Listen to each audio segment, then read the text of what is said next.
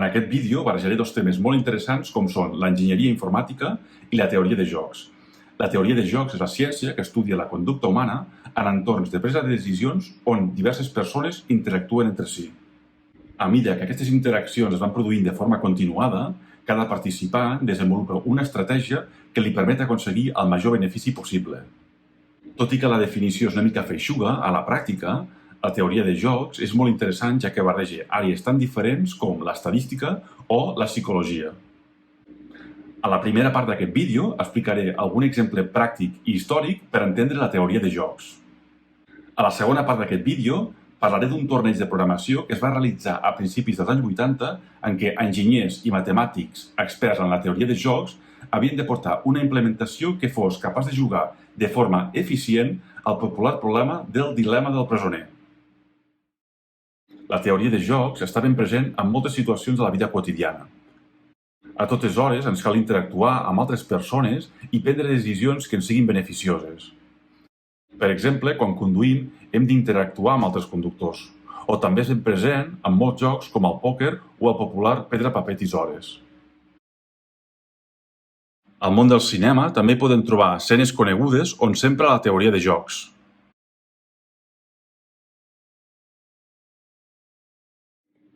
Els fonaments de la teoria de jocs es basen en la presa de decisions dels participants, és a dir, els participants trien una opció o una altra depenent del que creuen que faran la resta.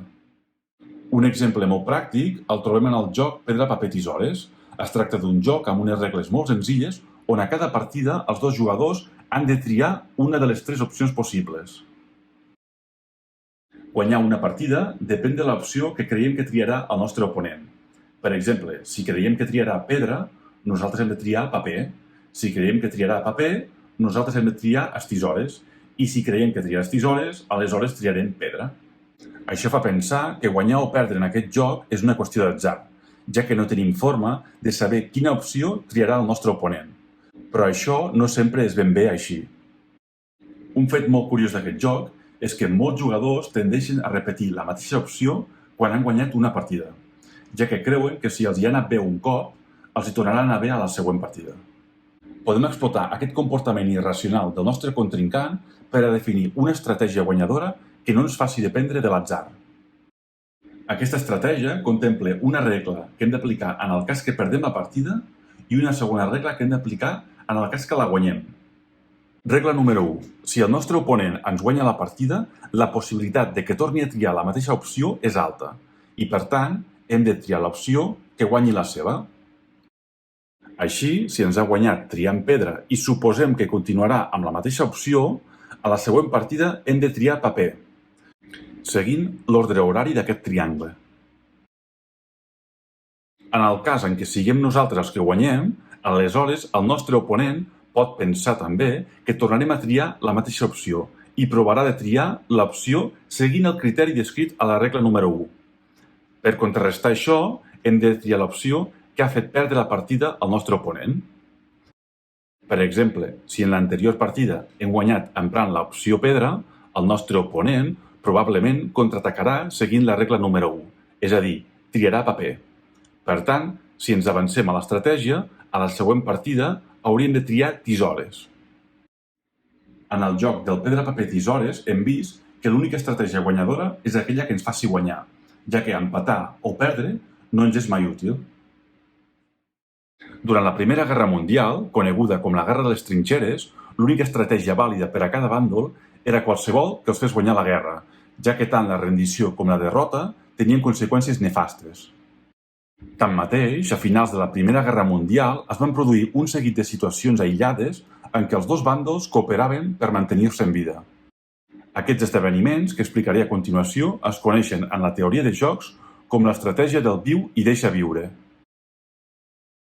El que va fer que la Primera Guerra Mundial fos diferent de gairebé totes les altres guerres fou que unes petites unitats de soldats enemics s'enfrontessin les unes a les altres durant llargs períodes de temps en sectors immòbils. És a dir, en sectors de combat on cap dels bàndols aconseguia avançar posicions. En particular, tots dos bàndols van adoptar estratègies consistents a no ser els primers en no cooperar, però igualment amenaçadores si l'altre bàndol no cooperava. En condicions d'interacció sostinguda, el resultat més estable era la mútua cooperació fundada en la reciprocitat. La primera fase de la guerra, que va començar a l'agost de 1914, fou de gran mobilitat i molt sagnant. Però a mesura que es van anar estabilitzant les línies, a molts llocs del front va sorgir espontàniament la política de no agressió entre tropes. Els primers casos estaven relacionats amb els horaris dels menjars, que eren servits aproximadament a les mateixes hores a banda i banda de la terra de ningú. En aquests horaris s'establiren pactes de no agressió. Un element clau fou la comprensió del fet que si un dels bàndols realitzés algun tipus de moderació, aleshores l'altre bàndol actués de forma recíproca. És a dir, si un bàndol no causava cap baixa enemiga, aleshores l'altre bàndol cooperava i tampoc causava baixes. Però si un dels bàndols matava 5 soldats enemics, aleshores l'altre bàndol s'hi tornava causant el doble de morts. A la llarga, l'opció més beneficiosa era cooperar. Per exemple, si un dels bàndols no destruïa la carretera de subministrament de l'enemic, aleshores l'altre bàndol tampoc ho feia. Així, ambdós bàndols s'asseguraven el subministrament continu de menjar. Hi havia períodes en què corria el rumor de que la guerra podia acabar en qualsevol moment. Això consolidava encara més l'estratègia de la cooperació, ja que davant d'una imminent fi del conflicte armat ja no hi havia cap necessitat de posar en risc la vida dels soldats. L'origen de la teoria dels jocs es remunta a principis del segle XX, amb la publicació del llibre La teoria dels jocs i del comportament econòmic, escrit pel científic, físic i matemàtic John von Neumann, que, entre altres obres destacades, va definir les bases de l'ordinador digital, basant-se en l'arquitectura de von Neumann. Coincidint amb l'escenari de la Guerra Freda i la cursa armamentística nuclear, moltes d'aquestes teories foren aplicades principalment en l'àmbit militar durant bona part del segle XX. Després del final de la Segona Guerra Mundial, tant el bloc occidental com el bloc oriental iniciaren diversos assajos nuclears. L'objectiu d'aquests assajos era demostrar que ambdós bàndols tenien l'armament necessari per destruir qualsevol territori enemic. Arran d'això, sorgia el concepte de la destrucció mútua assegurada, és a dir, si un dels dos bàndols iniciava un atac nuclear, l'altre bàndol respondria amb la mateixa moneda. Amb aquest possible escenari fatídic és quan es posaren en pràctica estratègies de la teoria de jocs i, per tant, la necessitat de conèixer en tot moment les intencions del rival, ja sigui mitjançant espionatge o realitzant inspeccions recíproques entre països. En aquesta segona part del vídeo parlaré del torneig de programació que el professor de Ciències Polítiques Robert Axelrod va organitzar l'any 1980. L'objectiu d'aquest experiment, en què hi participaren investigadors d'arreu del món, era cercar quina de les 15 estratègies presentades era capaç de guanyar el joc del dilema del presoner després de competir contra tota la resta d'estratègies.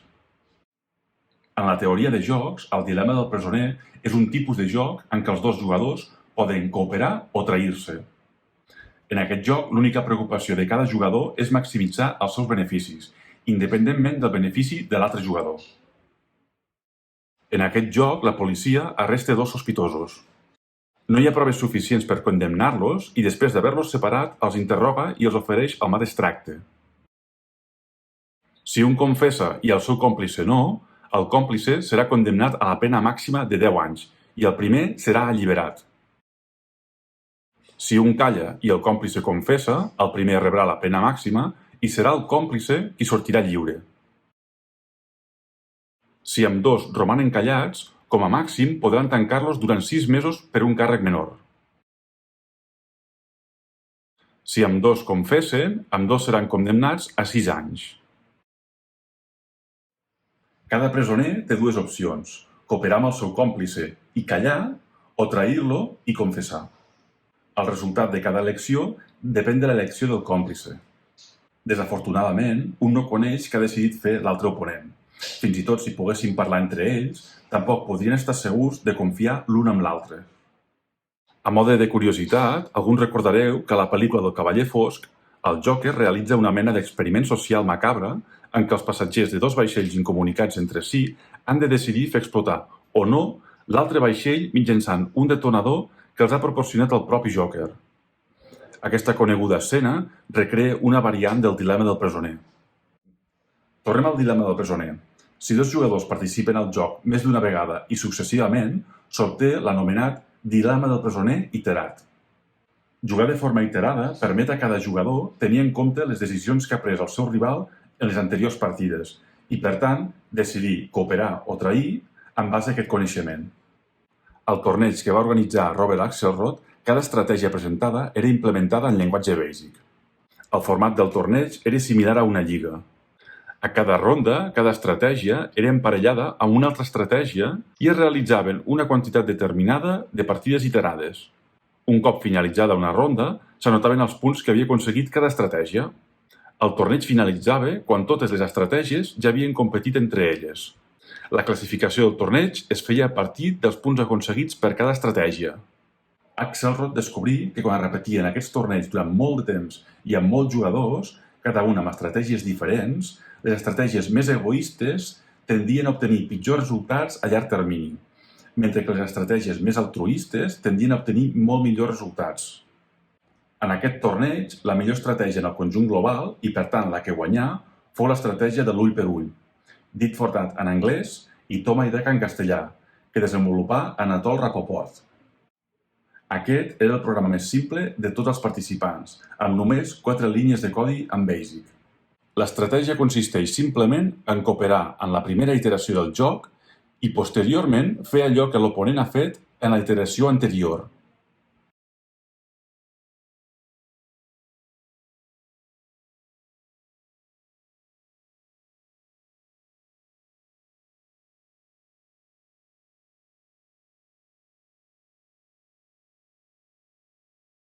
Des de GitHub podem descarregar i instal·lar el paquet de Python anomenat Axelrod.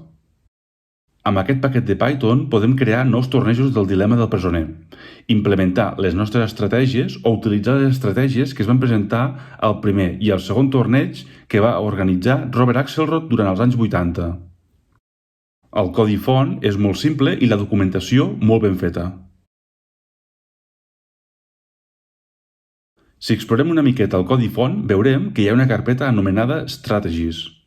En aquesta carpeta hi ha la implementació de diferents estratègies per jugar al dilema del presoner. Entre aquestes hi ha l'estratègia de l'ull per ull, també anomenada Tit for Tat. Com es pot observar, la implementació de l'ull per ull és molt senzilla. Simplement utilitza la mateixa opció que ha triat el rival en la iteració anterior.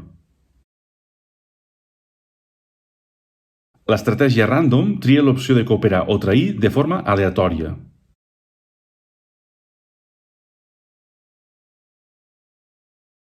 L'estratègia short mem és una mica més complexa. Consisteix a cooperar durant les 10 primeres iteracions. Posteriorment, només coopere si en les 10 iteracions anteriors el rival majoritàriament ha cooperat. Altrament, traeix. L'estratègia win, stay, lose, shift coopere a la primera iteració. A partir d'aleshores, només coopere si en l'anterior iteració ambdós jugadors han decidit cooperar o trair-se mútuament. A continuació, crearé un senzill programa per fer competir l'estratègia de l'ull per ull amb una altra estratègia, de manera que puguem veure quina de les dues guanya, els punts que aconsegueix cadascuna i també les decisions que ha pres cada estratègia a cada iteració. La partida consistirà en 500 iteracions entre ambdues estratègies enfrontades. En aquesta primera partida s'enfrontaran l'estratègia de l'ull per ull i l'estratègia random.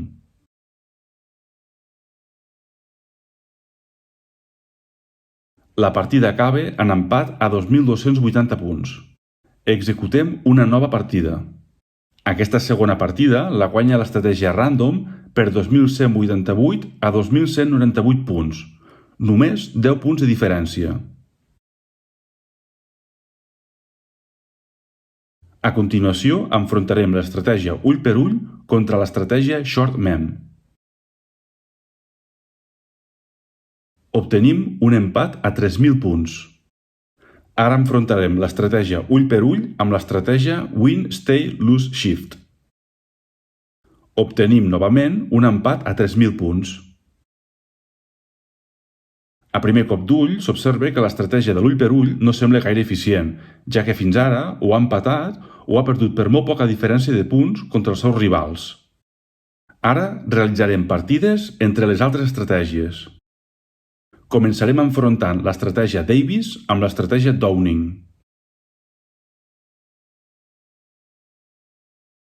Obtenim un empat a 2.666 punts.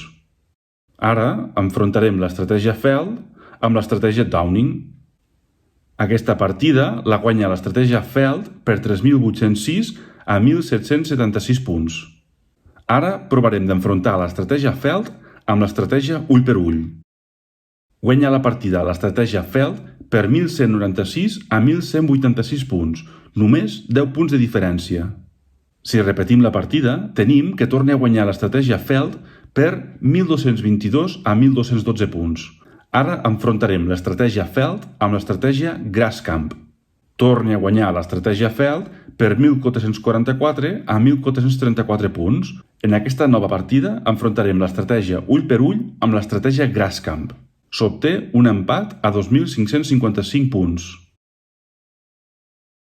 La conclusió d'aquestes partides és que l'estratègia de l'ull per ull no aconsegueix passar de l'empat. Quan perd, ho fa per molt poca diferència. Tanmateix, això no vol dir que sigui una mala estratègia, ja que en el dilema del presoner el que importa no són el nombre de victòries, sinó el nombre de punts totals aconseguits. Tot i que l'estratègia Feld ha aconseguit guanyar moltes partides, el cert és que no aconsegueix gaires punts en comparació amb l'estratègia de l'ull per ull.